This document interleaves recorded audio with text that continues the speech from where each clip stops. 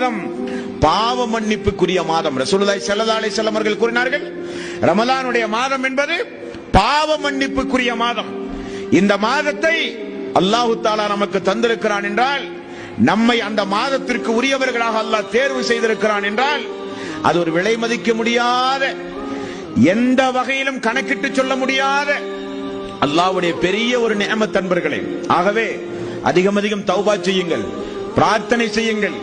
இந்த ரமலானுடைய மாதம் 30, 29 வருவதற்குள் நம்மில் யாரெல்லாம் இருக்கிறார்கள் என்றே சொல்ல முடியாது. கிடைக்கிற வாய்ப்பு, இந்த தினம் நமக்குரியது, நாளைய தினம் நமக்குரியது அல்ல. கிடைக்கிற வாய்ப்பை அல்லாஹ்வுக்காக வேண்டி, மறுமை வாழ்வுக்காக வேண்டி, சொர்க்கத்து வாழ்வுக்காக வேண்டி கிடைக்கிற வாய்ப்பை நல்ல பயன்படுத்துங்கள்.